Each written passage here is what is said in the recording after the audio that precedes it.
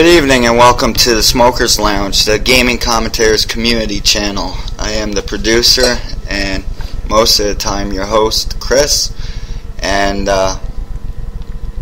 it's Friday evening. Well, it's actually Saturday morning, about 2 a.m.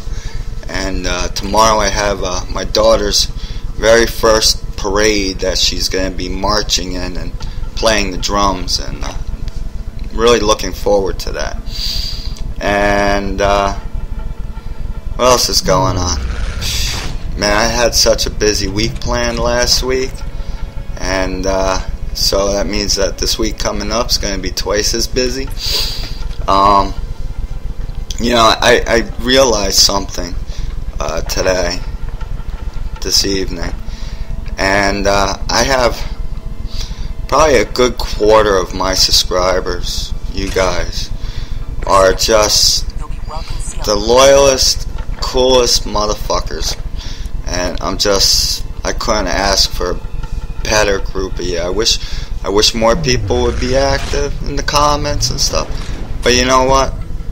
You guys are the fucking best. You all know who each other are, because you see each other and everyone, you know, in your comments.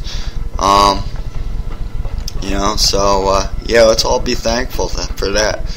And it makes me hopeful that the channel is actually starting to work, that you guys are starting to meet new people and network with one another and open up your horizons to other people's channels, because it's really the best way that you're gonna grow your channel. But I'm going to do something a little different tonight, and basically I want to take you back through my week, and it's kind of like a more personal side of me that you guys don't see that often, because I'm focusing so much on your content and your channels and how your channels are growing. But I figure I'd talk about myself a little bit tonight, so you know a little bit about me. I'm not a positive role model per se. You know, I am only human, and I make mistakes in my life. My only hope is that you don't make the same mistake as me. But I have made mistakes, and I've had some really great successes in life too. And I think I'm gonna jump back. I'm gonna flash back to Monday night, and it's about 9:30 at night.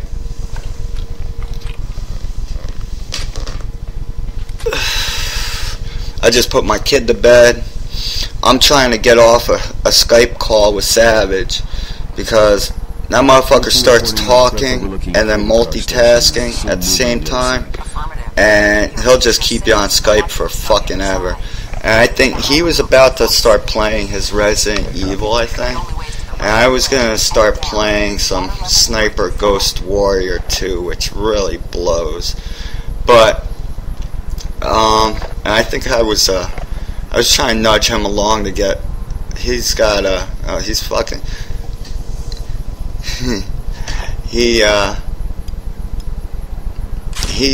I'm nudging him along to see, you know, try to get him to put up his series on the Smokers Lounge pretty soon.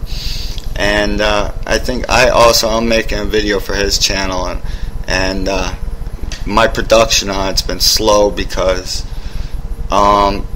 it's kind of complex. There's costume changes. I can't tell you guys, but anyhow, so I get off, you know, Skype, and I'm playing my game. It's about 10:30 at night, and I hear a knock on the door. So I'm like, oh man, it's probably a fucking neighbor. It sounded like the neighbor for a minute, because I could have swore I heard my name called. So yeah, so I'm like, oh, the neighbor probably left the lights on in one of our cars, so he's coming to tell us that the lights on. So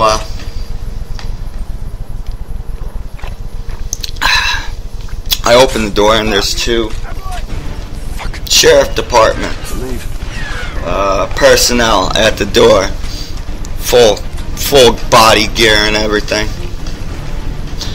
So apparently, I have bench warrant out.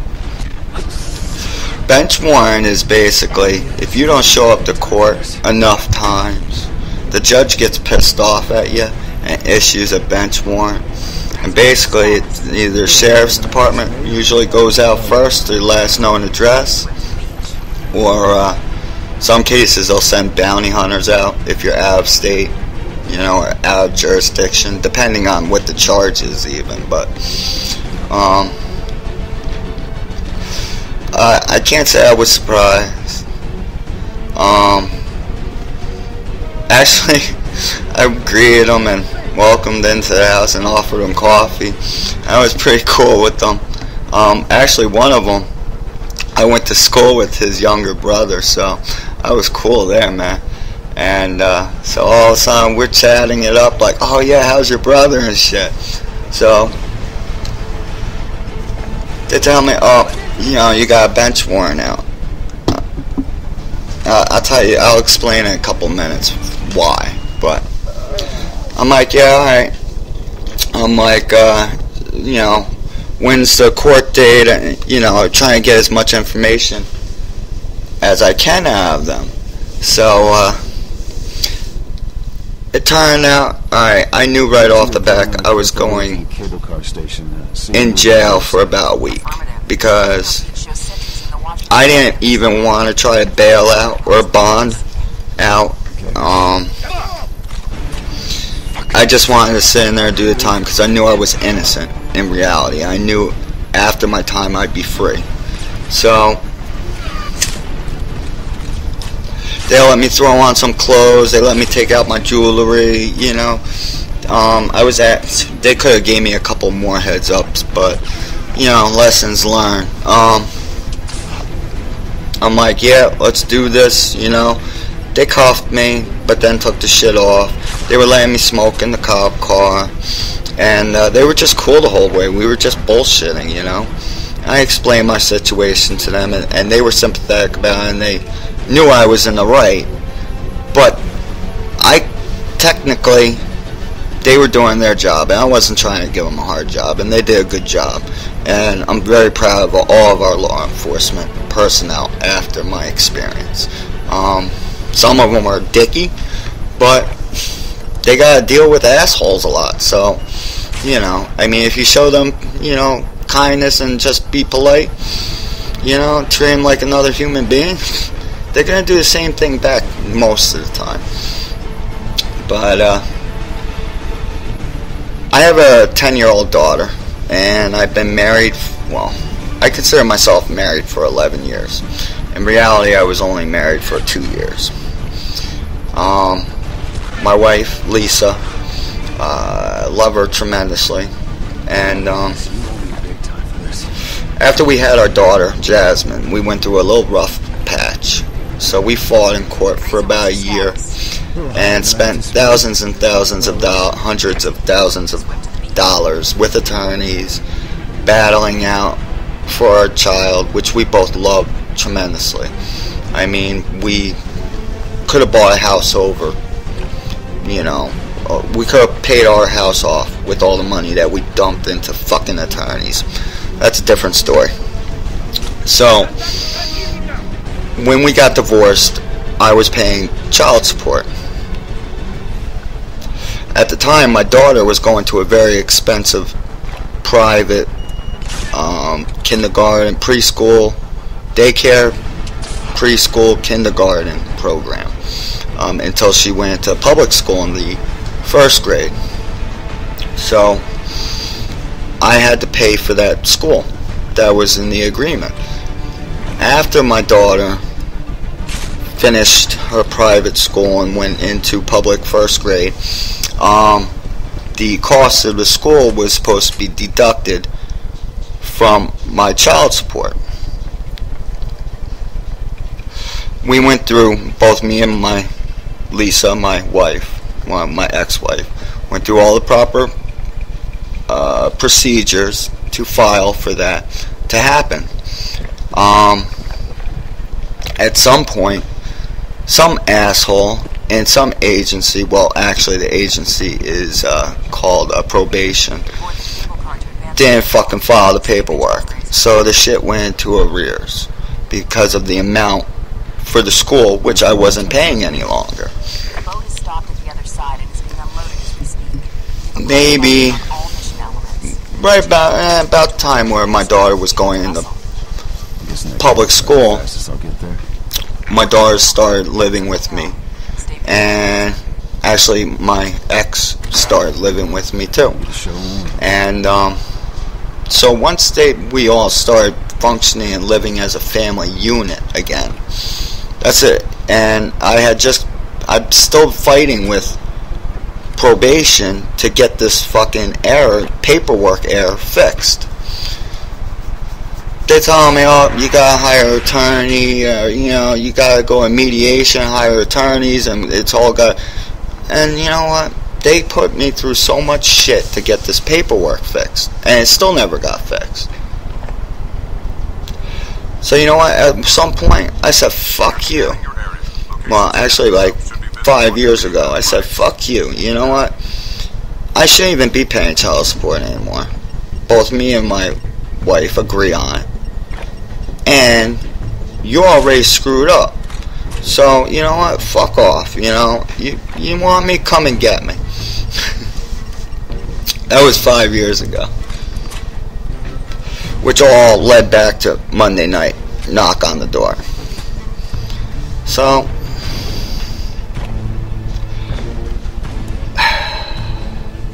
I can't comment on the being in jail because I was only in there for a week, and I can't, different people handle it differently. I was able to breeze through it because you just get into a fucking routine, keep your nose clean. That's it, man. The whole thing about jail is just existence. They make your life so fucking incredibly boring and monotonous, but at the same time, I could see why the judicial system fails with jails. Because there are individuals that rather be in jail because it's easier than being in the real world. I also intend to get secondary mission elements, if you prefer, out of there at all costs. 3 hots and a cot, some TV in between, a weight room, and you know what? You don't have a single fucking thing to worry about but waking up the next day and doing the exact same thing. I don't know. I seen kids in there. Now I'm almost 40. I seen kids in there 23, a lot of them, 24, 25. They've been in and out so many times already. This wasn't my first rodeo, but they know every guard by first and last name. They know when they'll be back. And right, just even during processing. If you ever seen that movie, Usual Suspects, when they're all in the holding cell, scheming out their next fucking thing, that's fucking for real. Man, motherfuckers were scheming out fucking, what were they going to do? Oh, they were going to stick up another drug dealer. And one guy had the in. He was going to set up the other dude. And then all of a sudden now they're bringing in like 3 people on this job. And they're trying to make sure he's got his cash roll on him. And oh my God. This shit is crazy.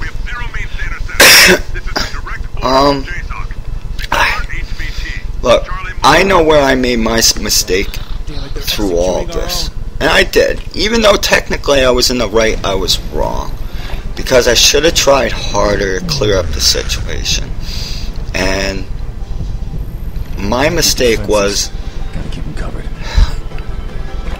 I got fed up and I gave up. And I tried to hide from a problem, which eventually will find you. You have to live up to your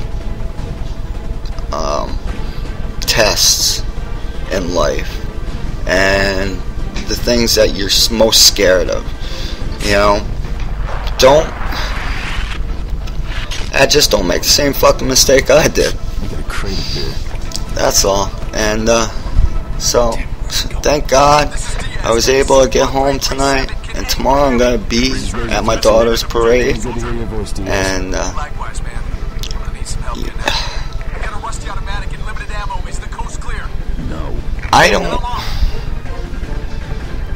there wasn't a moment that I wanted to be in jail, because I knew what I had out here.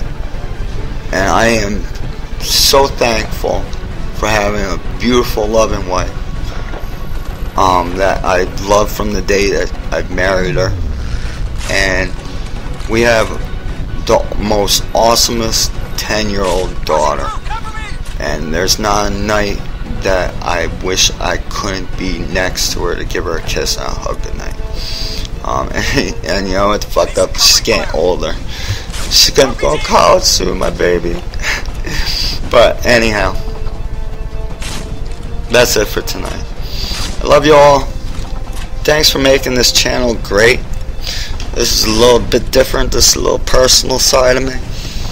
But I want to get, I just want to get the shit off my chest. Because I was thinking, you know what? Oh, thanks for the messages where motherfuckers are like, are you dead? What happened? Did you die, motherfucker? Like, crazy ass messages. And I know also that I left off with a lot of you guys with open-ended projects and stuff that we're going to be tackling really, really soon. As soon as I get everything straight. It's kind of like picking up the pieces after a week. And thanks for being a great crowd.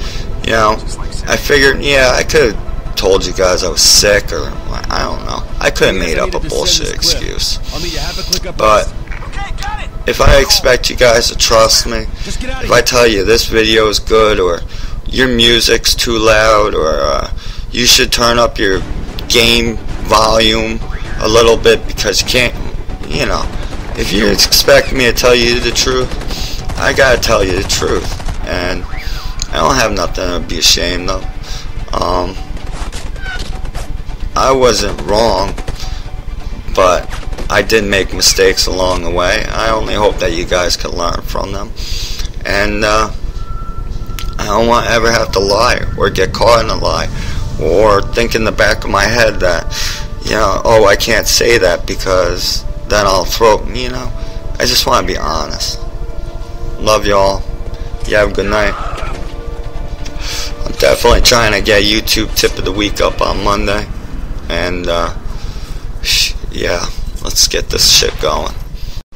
Hey, thanks for watching, guys. Go check out today's fucking feature video, and I will talk to you tomorrow. Don't forget to watch the YouTube tip of the week every Monday. Love y'all. Peace out, motherfuckers.